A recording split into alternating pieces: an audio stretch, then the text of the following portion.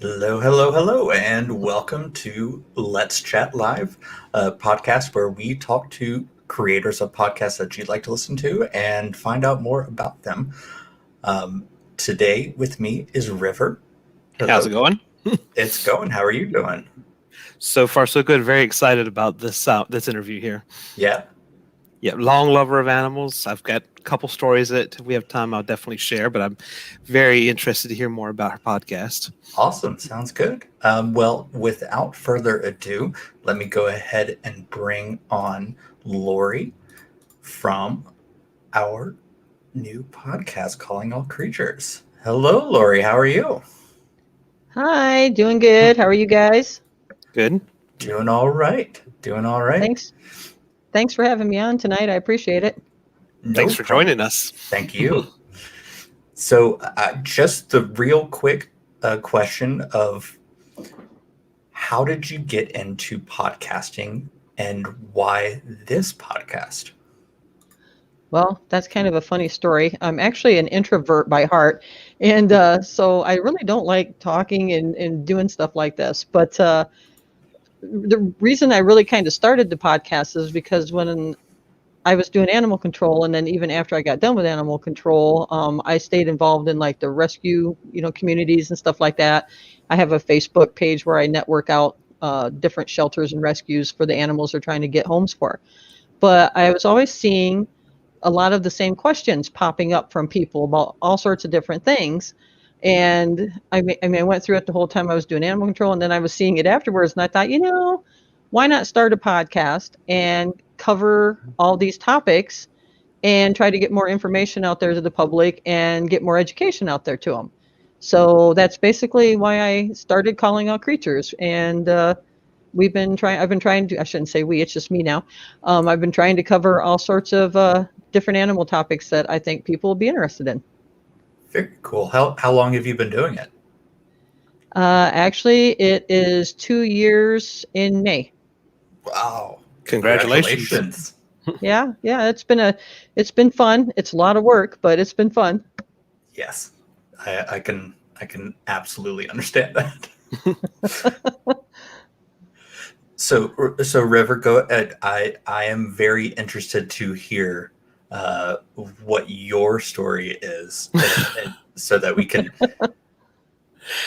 So, I've had a long life with animals as well. Growing up, we raised exotic animals, very legally. This isn't any Tiger King or anything like that.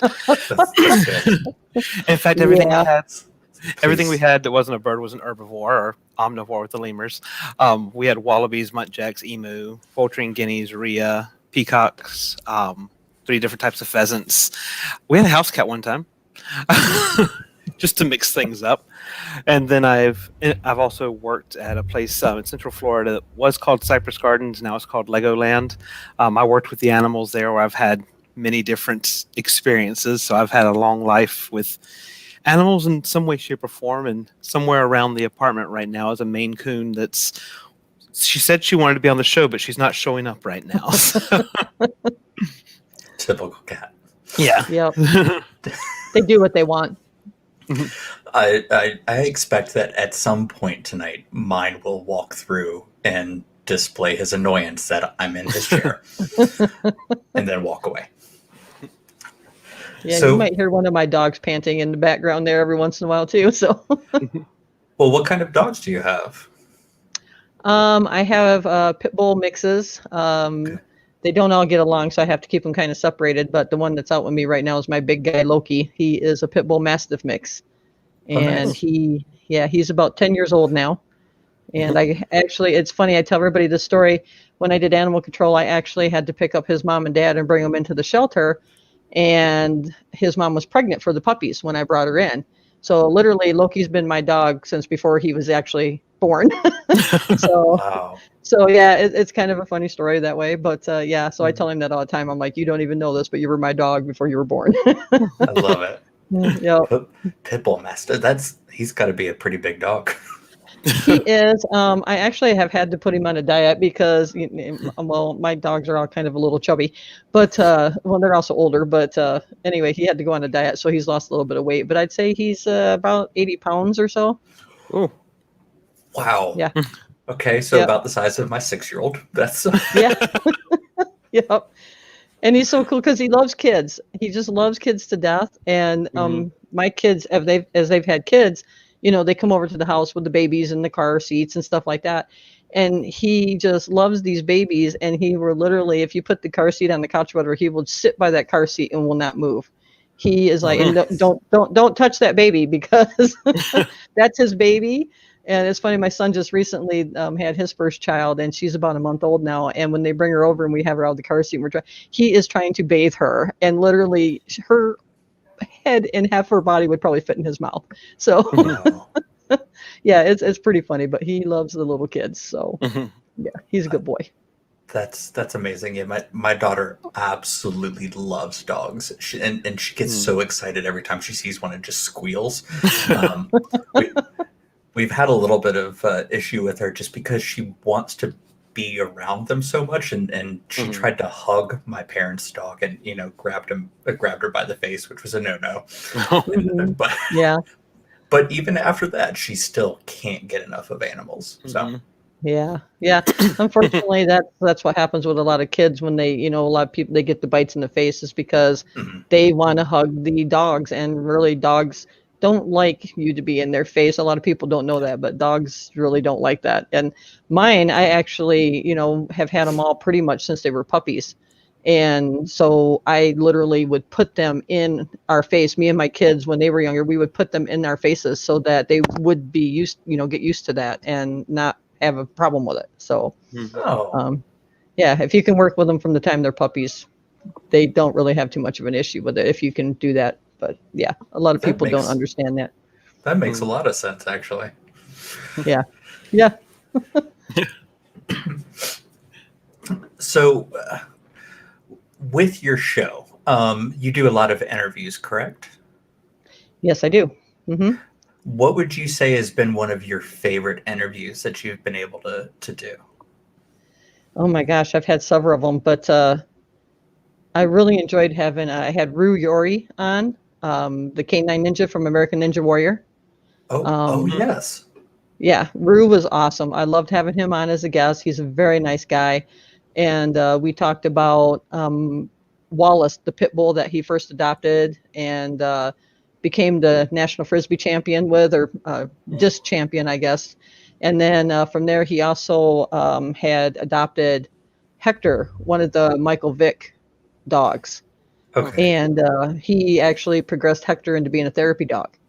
And then, of course, we talked about, American Ninja Warrior, and he's got the Wallace Foundation, which was named after his pit bull Wallace, who passed away a few years ago. But he does a lot of good work where he's at in Minnesota and raises money for the smaller rescues and shelters and stuff around him and helps out with a lot of stuff.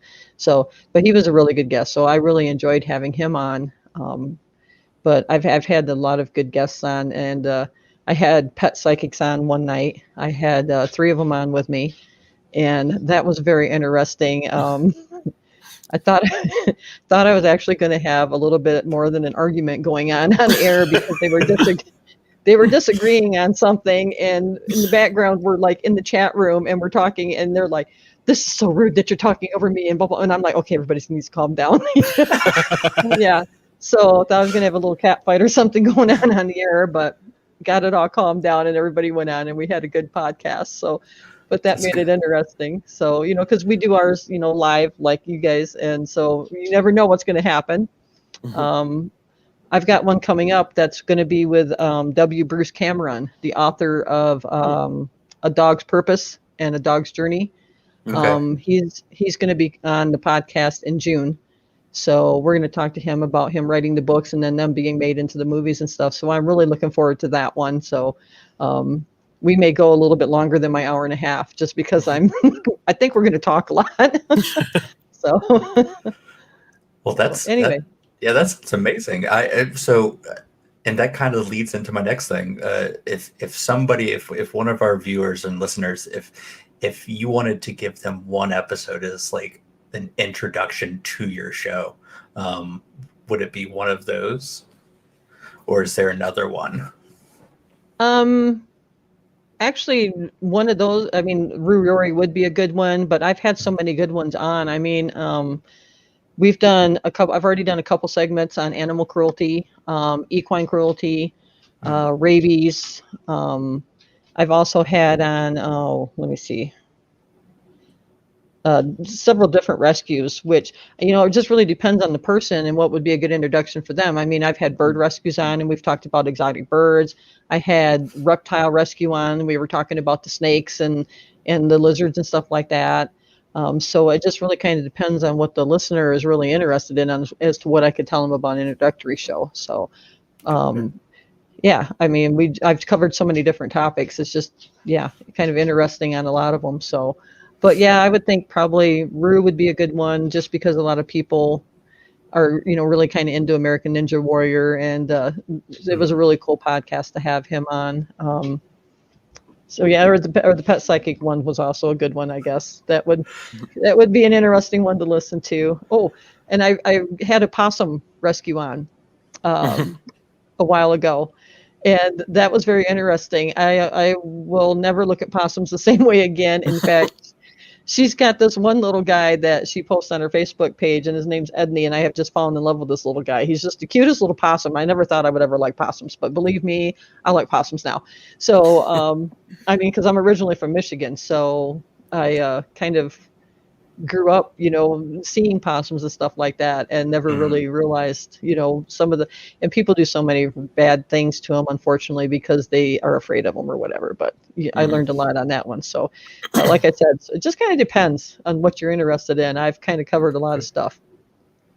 I'm gonna have to tune into the show in June. You know, although I'm okay admitting that those movies make me cry. So, you know, this is the funny part. I haven't watched the movies at all. I've read the books, and I just get so much more out of the books, you know, because they do change a little bit here and there in the movies and stuff. So I've read all the books, and actually, that's one of the cool things when he's on. He has a book dropping, and actually maybe it's May, because it's going to be May that he's going to. I'm sorry, he's going to be on in May next month, because he has a book dropping like right at the same time we're doing the podcast. So we're going to talk about his new book that's coming out, and so yeah, it'll be pretty cool. So sorry about that. I didn't mean it, I thought it was June, but it is May. I just remembered that he's got that book dropping. Yeah. So that I have a really soft spot in my heart for animals. I've always been an animal lover. I grew up with pets, and one of the hardest things of the last place we were living is they didn't allow us to have animals, so we had to rehome our two cats. So it's any kind of film or book or anything with a tragic animal story, just it tugs at my heartstrings. So yeah, and it's funny, you know, those first two books, the Dog's Purpose and Dog's Journey, reading those were the tearjerker ones. They really, I mean, I was bawling. I'll be honest, I was bawling all the way through those, because it was, you know, oh my God, why? But I mean, the meaning and stuff and why he wrote them is going to be a really good story that he'll be sharing with us. So it was really cool. But then the next one he wrote, The Dog's Way Home, is actually not as tear-jerky as that. It's a little bit more. He's addressing. Basically, he's writing about a pit bull mix in Denver, Colorado, while they have the band going on, and what happens with her and stuff like that. So her story was pretty cool. So it wasn't really like that. It was actually pretty good. So I enjoyed it. Wow, that's very cool. So a little bit of the technical, I guess, side of your show. So you do it live. What platform do you do it through? Spreaker. Okay. I use Spreaker.com. So it seems to be working out pretty well for me. Okay. Very cool. Are there any kinds of, did you have to go out and get any kind of equipment that you didn't have before? Not yet. It's been very interesting. Since I'm a very small podcast. So no, I really don't have any equipment but a microphone and my telephone, my cell phone, and my Chromebook. And I sit in my living room. That's why I say if people can't handle hearing my dogs once in a while, I don't know what to tell you. But I mean, I don't really have a room.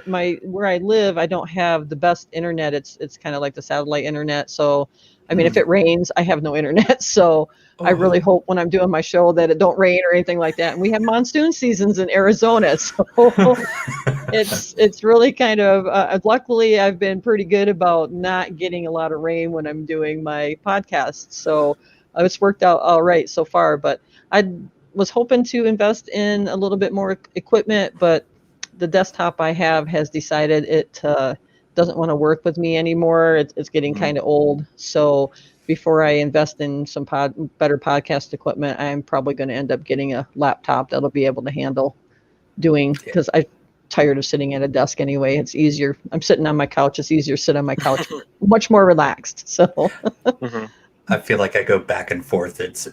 We got a big computer, and then I got annoyed sitting at the desk, so I got a new laptop, and then I got annoyed sitting on the couch, so I just built a new computer. So in like 3 years, I'm going to look at my wife and say, "So it's laptop time again," and she's right. So yeah, she made me promise that this computer was the computer for a little bit. So yeah. When I used to record more, I used Anchor, which is similar to what you were saying there, and I would use my phone to record. That way I could do anything from sitting on the couch, sitting at the table. I recorded one episode where I was just walking around my bedroom the whole time. That's funny. I was going to say, when you mentioned Tiger King a little earlier, interesting fact, Jeff Lowe on that show is from my home. He's from my hometown. Okay. I knew exactly where he lived. My school, when I was a teenager, my school bus used to go by his house all the time. Wow. And yeah, he had I don't know, remember what he had, if it was a tiger or what, but it got out there, and if I remember right, I think it got into a neighbor's place and killed their dog or something like that. So there was some issues, and they got a hold of him, and rather than coming to take care of the issue and get his cat, he just basically told law enforcement to shoot it. So yeah, not the best person. So no. Yeah. It was interesting because he was on that show. I'm like, I know him. I mean, not personally, I didn't know him, but I knew him because same hometown. Yeah, while I've worked with more dangerous animals, the ones I grew up with, all very safe. None of them would eat you. Yeah. Well, my uncle actually had a bobcat and a wolf at one time, which I'm just kind of like, I don't know how great that is, but okay, if that's what you want to do. I wasn't around him, and so I didn't have to worry about it. But the animal control officer in me kind of kicks in, going, rabies, right? Because you can't, number one, the bobcat. What are you going to do if it gets into something like that? And I don't know. Vets go back and forth on whether rabies will work in like hybrids, like the wolf dog mixes. Right. Although the manufacturer of the rabies vaccine seems to think that it would work in them, because I had a discussion with them one time at an animal control conference about that. So, but anyway, I just thought it was interesting because Jeff was from my hometown, and when you said Tiger King, I'm like, oh no. Thankfully, I've only ever had one rabies scare in my life. Yeah. I ended up not having to get any shot. I had to get a tetanus shot, actually. I was attacked by an otter. Oh.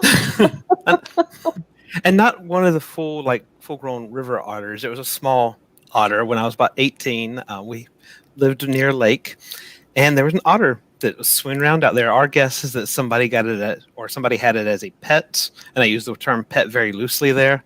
They realized wild animals don't make great pets. Let it go. And so went out there to look at it, and it started making figure eights around my legs, acting very cat-like. My mom says, "Oh, try to pet it." So I tried it, ran off, and I was about to give up. 3 times later, she kept saying, "Try to pet it," and I did, and it kind of, I didn't know otters are spring-loaded, so it kind of rears back and jumped at me. I was wearing shorts at the time, and it grabbed onto the end of my shorts. And thankfully, it didn't actually ever bite me, but its teeth scraped across my legs, and that's why I ended up having to get a tetanus shot from it. I don't know if otters are considered a real vector animal for rabies anyway. It depends on the animal, because I had a rabies epidemic in the area that I did animal control for about a year. And so I was running constantly. I got on a very good first name basis with the testing facility in Phoenix that tested for rabies. So I learned an awful lot in that year, but there's a lot of different, like rodents and stuff like that. Gophers aren't really vector because they're so small that basically if they get rabies, it'll pretty much kill them right away. Yeah. But I had some interesting people. This one guy actually got bit. He called me, or the hospital called me. He had caught a gopher in a trap, and the gopher bit his finger. And I'm thinking, how did the gopher bite his finger? Did he stick it in the trap? I mean, why would you stick your finger in a trap with a wild animal? So, but people are kind of silly that way. When I'd have to quarantine dogs in the animal shelter for, if they bit somebody and they hadn't been up to date on their shots, oh, there goes my dog barking. Yeah, somebody walked by. We would have to quarantine them for 10 days, to make sure they didn't have rabies and stuff that they would pass to the person. And you would put that sign on the kennel door that said, quarantined or whatever, and it draws people to them like a magnet. I'm just amazed. It's like, oh, don't touch it. Sure, I will. And one guy, I caught him. He's like over there at the kennel the one day, and he's, we had a like cloth cover over the front of it to try to deter too. And he's like trying to pull the cloth cover back and stick his finger. And I'm like, dude, what are you doing? I'm like, the dog's in there because he bit somebody and you're trying to stick your finger in there. What are you doing? I'm like, he's quarantined. You need to leave him alone and get away. And I went to walk on back because he wanted to look at this one dog. And I turned back around. Here he is back over there trying to stick. I'm like, okay, that's it. You got to go because I can't have you biting or getting bitten by it. I'm like, that's why there's a sign on the kennel. But yeah, they're drawn to them for some reason. It's amazing we've survived as a species so long. Yeah. Sometimes you have to wonder. After all the years I did animal control, I really had to wonder about some people. So. Yeah.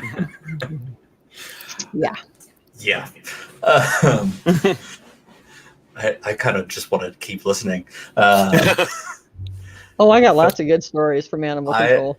We're going to circle back on that one.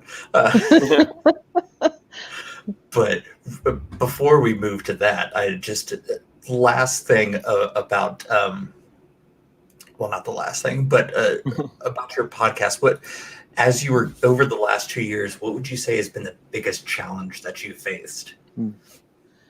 Getting guests to come on and do the show.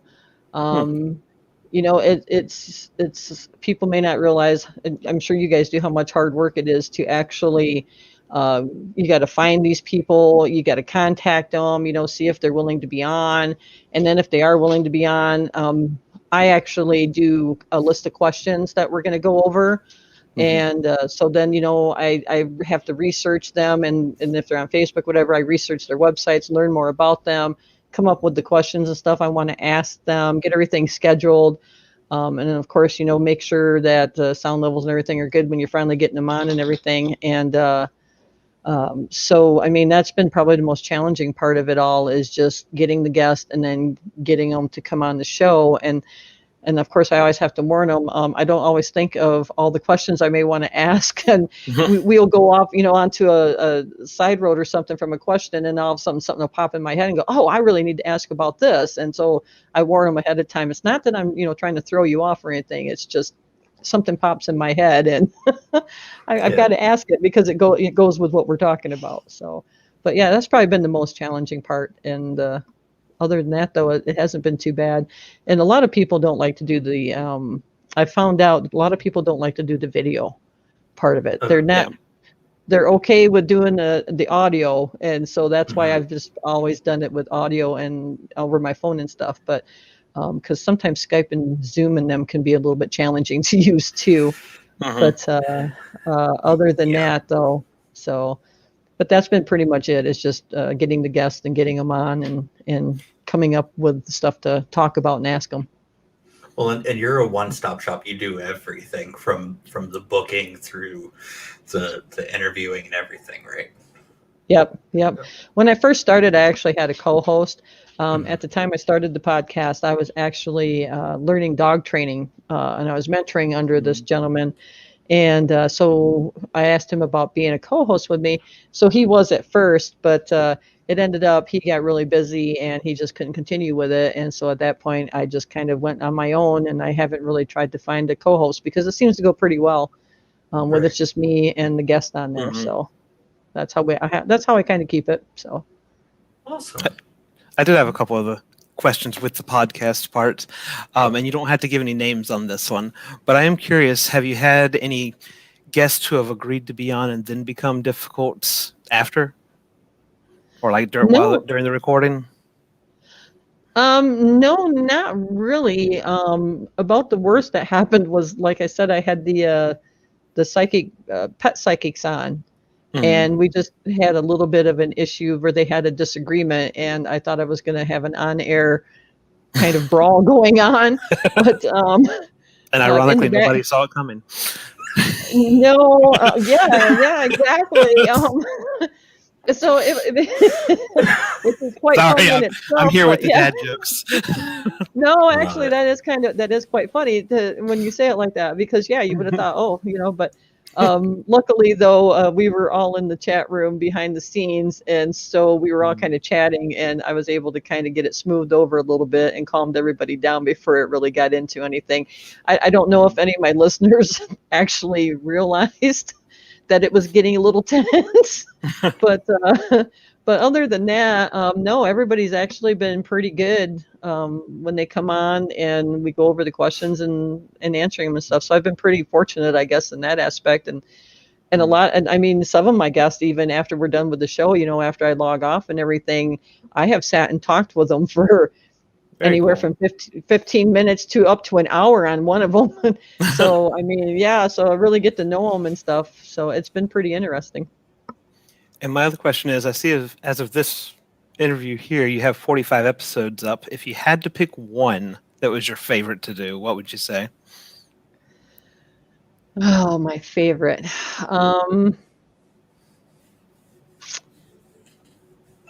I actually liked. There's actually a couple of them because they really kind of struck a chord with me. I had Justice for Bullies on, and we talked about BLS and stuff like that. So, or BSL, whatever, breed specific legislation. And that was actually a really good podcast. I really enjoyed doing that and getting a lot more information out there about how ridiculous it is that there's this type of legislation going on when it's been proven time and time again that it doesn't work. And then the other one I had she's an advocate, and oh my gosh, it's been a little while ago now. I can't. Connecticut. I want to say, I think her name is Jessica Rubin, and we were talking about, she was able to get with one of her legislators, and they were able to get it in the courts with the judge's discretion, of course, that they would have like advocate in the court for the animal in animal cruelty cases. Because most of the time, when these people go to court, number one, the laws are not tough enough for these people that abuse animals and commit these acts of cruelty on them. I think every state needs to toughen up their laws. Luckily, Arizona is one of the states that has some tougher laws. I was amazed to find that out, but I went to a conference one time, and we had she was on Animal Planet and did Animal Cops. I can't think of her name. It was the lady. And anyway, gosh, now that was been a long, long time ago. But anyway, her and her colleagues came out here from New York, and they did like a conference out here, and they had brought the attorney with them that helped them in a lot of their cases. And when the attorney was speaking at that, she said that Arizona is one of the states that has some of the tougher animal abuse laws, even tougher than what like New York and stuff has. So I was amazed at that. And we've actually just toughened them up a little bit more for the animal cruelty stuff. They've now gone to a class 5 felony from what it was, which is a lot better. Now they face a little bit harsher penalties and stuff like that. So, but yeah, Jessica was able to actually in Connecticut get advocates to come into the court as long as the judge says it's okay, basically, that they can do that. And they'll do a lot of the legwork and stuff for the attorneys, getting all sorts of information compiled for them and stuff like that to help them prosecute these people and get them convicted for the cases. So I'm hoping to try to do something like that out here. I just, when I can find the time, because between a full-time job, the podcast, and some other stuff I do, but I'd like to, I have several contacts, and I would really like to talk with them to see if we can maybe get with our legislator out here, and who I know at least one of them out here is a big animal advocate, and see if we can't maybe try to get something like that pushed through into our courts out here as well, and do that because they need that. So, so those are probably two of the more podcasts that I probably enjoyed a little bit more, just because it kind of strikes a chord with me on that kind of stuff. So for sure, yeah, absolutely. Hmm. I until you mentioned it, I don't think I'd ever really considered having an advocate in the court system, and it, as soon as you mentioned it, it's obvious. Well, yeah, it makes sense. I mean, yeah, exactly. A voice for the voiceless. I mean, when we have children going to court, they have advocates. Why wouldn't we do it for animals? Right. Young children can't speak for themselves, and neither can the animals. So why wouldn't you do it for both? So Absolutely. It just makes perfect sense. So, yeah. Yeah. Wow. So I didn't mean to ask the emotional questions. No, I'm glad you did, because that's we just relocated to a new state, and I don't know much about the legal system in this one at all. So that's something I'm think I will look into. I got to make that note. But so going back now to animal control, because that was entertaining. I want to. So how long have you been in animal control? So I did animal control for about 12 years. Okay. And I haven't been in it for like the last 6 years, but like I said, I stay really active in the animal rescue communities and stuff like that, because I still know, a lot of the same people that I knew back when I did animal control that have rescues and stuff like that. In fact, I'm actually affiliated with Pit Bull Rescue here, and we worked together quite a bit when I did animal control, and I've stayed involved with them. I've been helping write grants and stuff like that. We started a spay-neuter program for pit bull and pit bull mixes called Snip-a-Pit. Yeah, they had actually branched out into the Florida area, and so Snip-a-Pit is also in Florida. And what happened there was the lady that was running the pit bull rescue down in Florida, she was getting, on it in age and stuff, and she was getting to that age where she just wanted to retire and kind of get out of stuff. And so the rescue here in Tucson, they're basically Tucson, even though they're same county as me, right? Well, and actually, no, she's just crossed the county lines. But anyway, so my president of the rescue that I'm with, I'm not sure how she met this lady, got involved with this lady, but anyway, she basically brought that rescue in to ours. And so we now have Smiling Dog Rescue in Florida, and they actually had the Snip-a-Pit program going there already.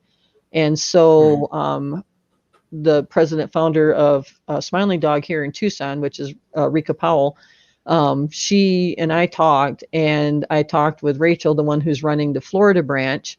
And then we were able to, there's a pet plate grant that you can write for here in Arizona. People can buy special plates, and then a portion of the money is then given out to different animal rescues and animal shelters that write for the grants for them. So we wrote for a grant, and I had wrote for that grant when I was doing animal control at the end. I was managing an animal shelter. And so I knew the ins and outs of it. So I wrote for the grant. We were awarded some money. And so we started Snip a Pit here in Tucson as well, in Pima County. And it's been going well. COVID kind of shut it down a little bit there because, the vets and stuff. But now that things are getting back to a little bit of normalcy, we're able to pick it back up again. And we now have a benefactor that is donating money every year, as far as I'm understanding, donating money every year to help out with the program. So hopefully we'll be able to get some more people to come into that as sponsors, and we'll be able to keep the program going and help try to keep pit bulls, because here in Arizona and some of these other western states, pit bulls and chihuahuas are probably the biggest number of dogs that you'll find in the shelters, especially pit bulls. And many shelters have pit bull bias, unfortunately, and so they don't get out very much. So we've also been helping out in California with some of the shelters there, pulling pit bulls and stuff and getting them into rescue and getting them out of the shelter. So it's been a pretty good program so far. And Rika started this, I think it was in 2007, if I remember right. So she's been doing a lot of good work in the community. So yeah, Snip a Pit, it's a great program, and it's been helping a lot of people get their dogs fixed. So, and they don't have to pay anything. We pay for it all for the spay and neuter. Very cool. We have a deal with the vet, and so low cost. So yeah, so we pay for the whole spay and neuter, and then if they want to get vaccinations or anything else on the side, then they can do that. But so it's been a great program so far. We've been helping out. I think the first year that we did it, we helped out right around about 100 dogs. And the next year that we did it, it was probably closer to 200. So it's been going pretty good. Yeah. So hopefully it'll increase now. Yeah, I actually just Googled them, and found some of their information there for Pima County and Brevard County. So it's a really cool organization. So Smiling Dog it's great. Like I said, I've been working with Rika for ever since I started out in animal control. Basically, the first shelter that I worked at, she rescued some dogs out of it, and that's how I became acquainted with her. Yeah. And so we've known each other for probably a good 14, 15 years now. So yeah, she's a really cool lady. Her and her husband both are really good people. Awesome. That's that's great. That's organizations and just the organic way that people create them to help, especially animals, like you said, the voiceless. That's just an awesome thing. So no fancy way of transitioning to this one, but so in all your time in animal control, I'm interested if there was a moment where you had a hard time not laughing.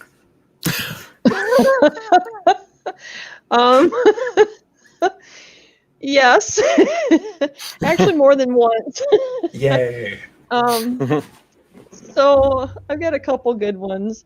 Well, actually, I've got many good ones, but the one is the very funniest one. My niece was staying with me for a while, and she had come over to the shelter. And she was helping me do the cleaning and feeding and stuff that day.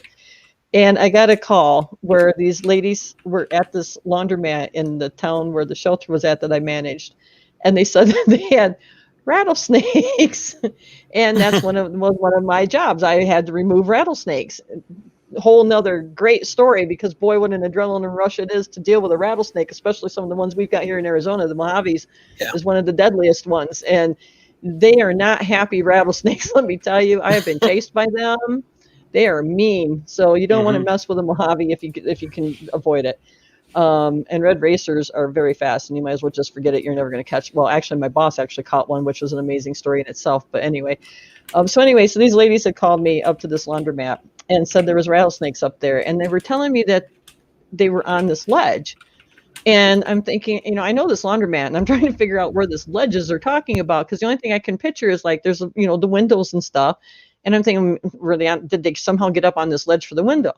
So anyway, me and my niece go up there. She stays in the truck, and I get out and I go in, and they're telling me that they're kind of up above, and I'm like, so I'm walking in, and I'm looking all over for these snakes, and I'm like, God, are they above my head? Where would they be? Because there's really no ledge, up, and how would they get up there?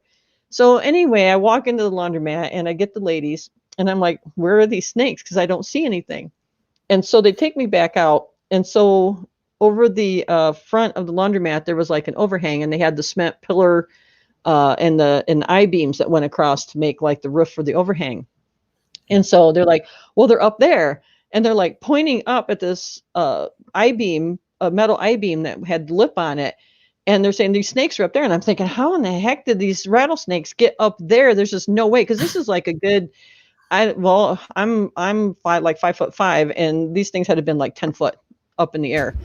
And I'm just like, there's no way that these snakes could get up here, and I'm thinking, but sure as heck, they point, and I see like these snakes up there, and I'm just like, what in the world? How did those get up there? And then I'm kind of looking at them, and we have snake tongs that we use. And I'm sorry, my dog's barking again. We have snake tongs that we use to catch the snakes with. And so as I'm sitting here and I'm looking at these snakes, I realize that this one snake has its like tongue out of its mouth, and I don't see it flicking. And snakes, they flick their tongues, right? I don't see any movement whatsoever. So now I'm like, these can't be real snakes. You got to be kidding me. These can't be real snakes. So I take my snake tongs and I kind of, reach up there with them. And I look at the ladies and I'm like, these aren't real snakes, right? These are fake snakes. And this lady's like, oh, no, we've seen them move. And I'm like, I don't think so. Okay. So I take the snake tongs and I reach up there and I grab one, and it's a rubber snake, right? So I bring it down. I'm like, it's a rubber snake, ma'am. And she's like, well, are you sure? Are you sure the other one's not real? And I'm like, are you kidding me right now? So I reach up and I smack it with my snake tongs and I knock it back. I'm like, no, it's not real. It's a rubber snake. And so that was probably one of the funnier calls. And I was really trying so hard not to laugh because they were so scared that these snakes were going to get them. And I'm just like, oh my gosh, no, they're pretty harmless. They're not even real. So, and my niece is could have sitting been in one the of those truck. venomous rubber snakes. A venomous rubber snakes are snake. Yeah, scary. Yeah. they are. They're very scary. And my niece is sitting in the truck, and she is just dying laughing. I mean, she is like in tears. She's laughing so hard. And so, yeah, that was my interesting rubber snake call that I got to go on and catch the rubber snake, which I then, of course, played a prank on my employee and put it in the seat of his truck. Yeah. But, you got to do those things. So anyway, so that was a good one. And then I had the lady call me because she said that she had all these carnivorous, mind you. Well, first she said they were snakes. And as I'm talking to her and I'm trying to get a description out of her of what these snakes look like so I can try to figure out what I'm going to go deal with. Because, I mean, if there's like multiple rattlesnakes, there's no way by myself I'm equipped to handle something like multiple rattlesnakes. So I'm trying to figure out what these are, and if they're even venomous, or if we have bull snakes out here, which are non-venomous and actually, catch a lot of the rodents and stuff like that. So as I'm talking to her and I'm getting a description of these snakes that she says are in her yard, she starts to tell me, well, yeah, they're crawling around. And I'm thinking, wait a minute, what do you mean they're crawling around? Snakes don't have legs. How do you mean? She goes, well, yeah, they're crawling around on their legs. They have 4 legs. I'm like, ma'am, those aren't snakes. Those are lizards. And so she's like, now we got carnivorous lizards. And so my dispatch is even laughing at this. And so they were like, do you want us to send anybody out there with you? And I'm like, no, I think I can handle this one. So I get there. And of course, I'm looking around because there were supposedly they kept popping up. She said, all these holes in the ground. So I'm like walking around and I'm looking in the yard. I don't see anything at all in this yard, right? And I'm like, I'm not even sure what she's talking about right now because and she's standing in her doorway and she's like all serious and she's looking around. I'm like, ma'am, there's nothing in your yard. And she's like, okay, well, I know there's some in my house. And I'm like, you're kidding me right now, right? I'm like, what do you mean well, yeah, they're in my house. And sorry. They decided they were going to bark. They want to be on the show too. Yeah, well, my one gets going in the bedroom. and that's it when the other one hears her. So anyway, so I'm like, okay, so you think they're in your house? And so I go in because she had literally had locked her dog in this other room because she said that these lizards were trying to come out like her vents and stuff. So I get in her house and we're looking all around, and she's like, "Well, I know it was right in there. I just saw it." And I'm like, "Ma'am, there is nothing. There's literally nothing there in her house. Nothing outside." So I don't know what she. And then she was trying to tell me they were like rainbow colored.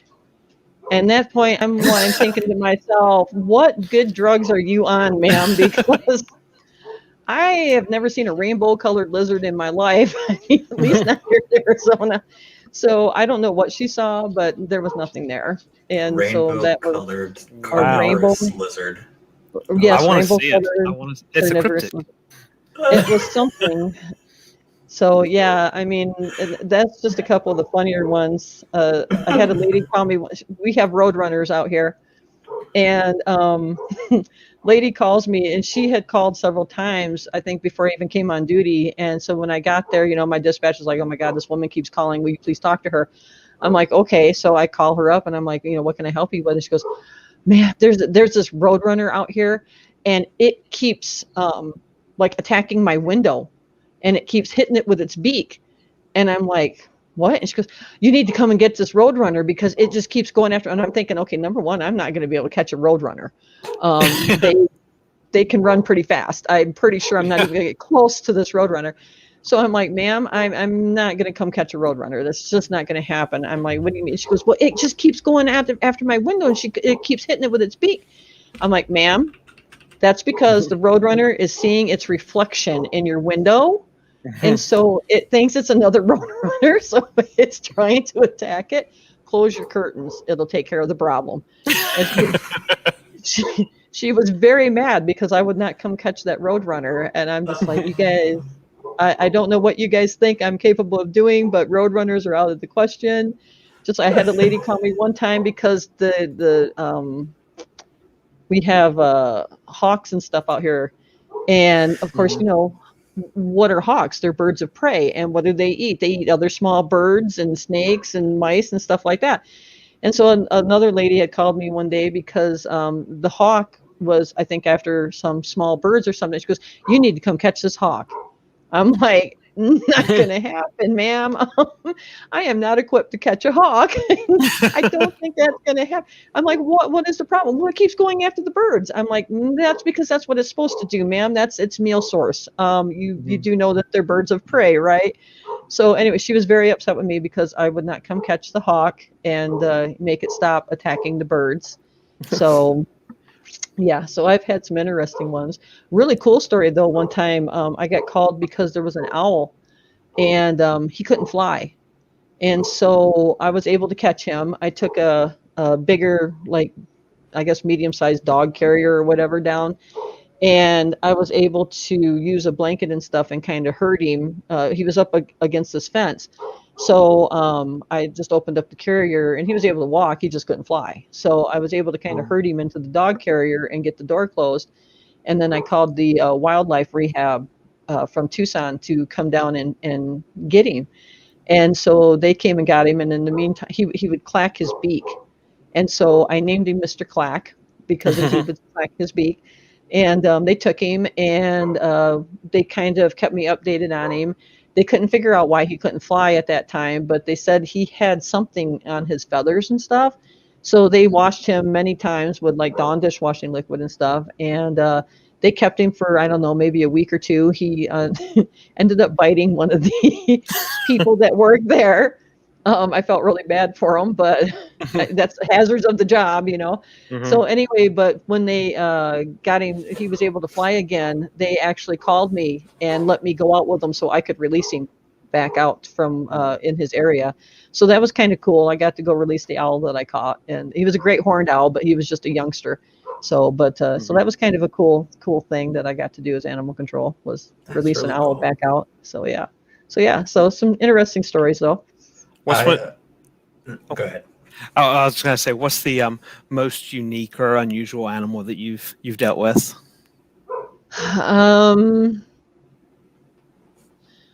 The owl was definitely one of them, but then I had some people move out of their house and left behind their python and ball python and their boa constrictor.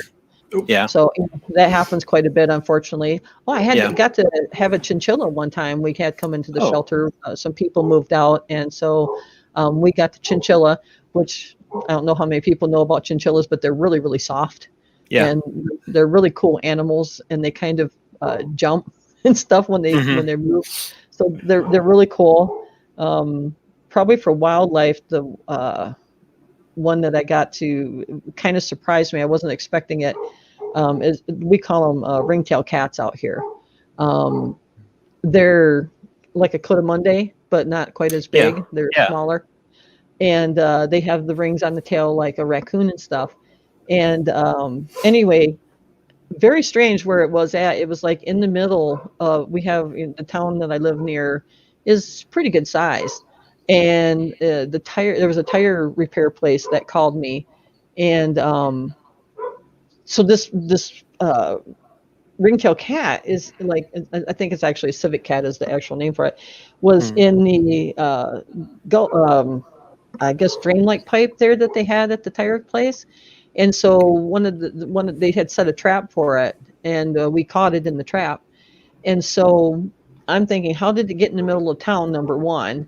And so I didn't know, and it didn't seem to be too wild acting at that point. So I'm thinking, oh my gosh, did someone, actually have one of these as a pet or something and then released it, thinking it could just, so I didn't want to just go release it into the wild because I wasn't sure if it would be able to survive. So I actually called someone that was affiliated with a rescue sanctuary up in like northern part of Arizona, and they were heading up there in the next, I think the next day or the day after that. So they said they'd come pick it up for me, and they would just take it up to the sanctuary. And basically, they had other animals like that, and he could just live out his life there, so that we didn't take a chance on him not being able to survive. So I'm waiting with this animal in the trap in my animal control truck, and they bark like dogs. Yeah. I didn't know that at the time. And so I'm sitting there, and all of a sudden this thing barks at me, and I like jump 3 feet in the air. I'm like, what the heck was that? So that's how I found out that they bark. But it was really it was an interesting animal to catch and stuff. So yeah, so he went to a sanctuary and lived out his life as far as I know. So. And shout out for the coatimundi reference. I've worked with them before, and I've never heard anybody outside of my small people group there ever speak about them. So. Oh yeah, we have them all over the place here in Arizona. Okay. Yeah. Well, I live in Southeast Georgia. Oh, okay. Yeah, we have them here in Arizona. They're really great about getting into chicken coops and getting eggs and stuff like that. Yeah. So, yeah. Yeah.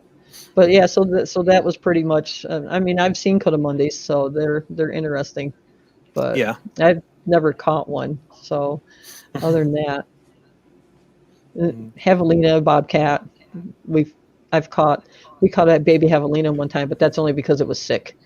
So if it hadn't been sick, we never would have caught it. But so yeah, we had to catch it because it was sick. But yeah, it's pretty interesting. And I'm sure you get a lot of great reactions from the people that you're either helping or people who are around when you're either capturing the animals or helping them out there. Yeah, it's kind of a fine line you walk because you gotta be careful because some people, I mean, there's just dogs out there that aren't the nicest to people, and so you have to catch them on your loop stick. And unfortunately, some of these dogs, once you catch them on the loop stick, what we call it's like an alligator roll, and we call it and they will literally roll, and you got to be when they're rolling and they're twisting that loop stick, they can literally choke themselves out.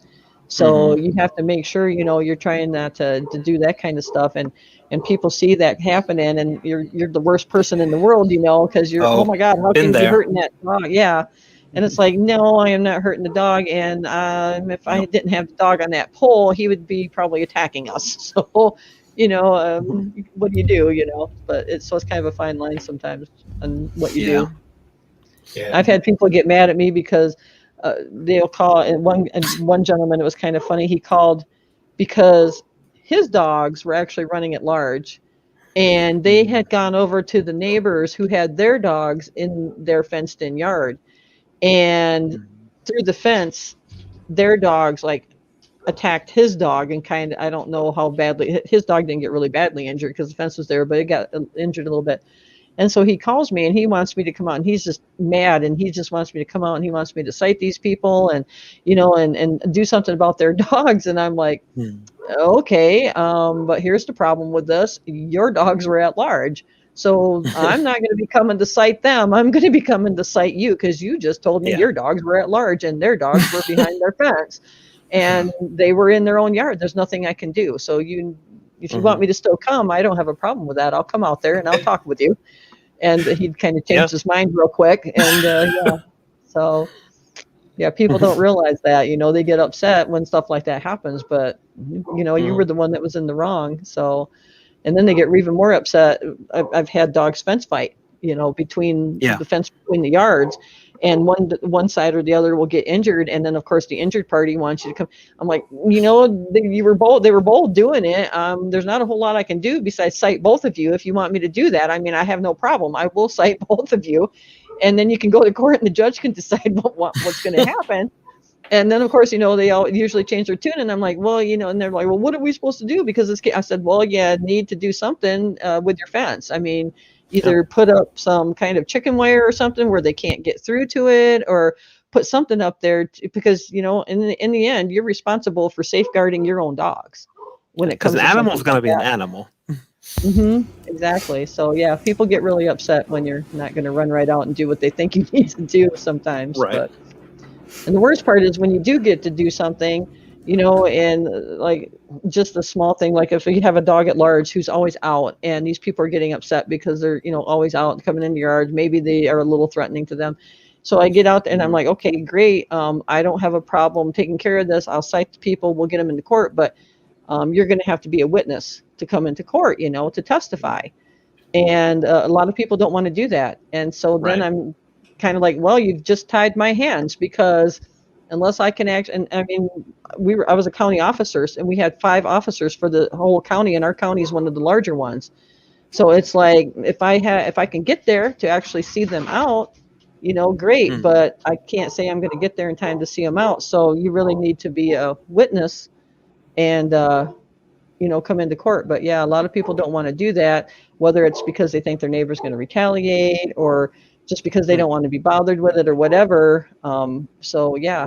People need to understand that sometimes it has to happen. And if you're not willing to do that, then you're kind of tying my hands, and there's not a whole lot I can do at that point. So, or that, like, not me anymore, but animal control can do. So, but so it gets interesting. Well, sounds like it.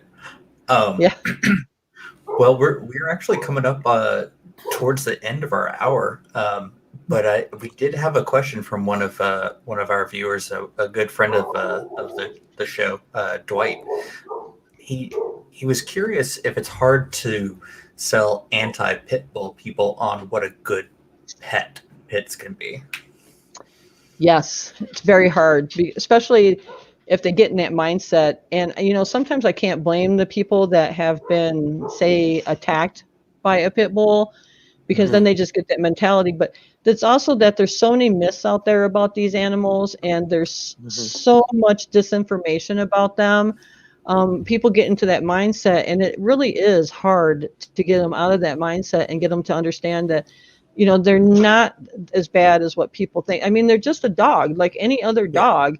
I mean, yes, they are a little stronger than some other dogs, but, this whole jaw locking thing is a complete myth. Their jaws don't lock. The worst thing that ever happened with the pit bulls was with all the dog fighting that people do with them. And, I mean, you have your, and this is going to sound very strange because I did animal control, but you have your professional pit bull fighters and you have your backyard pit bull fighters. The backyard pit bull fighters give a really, really bad name to pit bulls.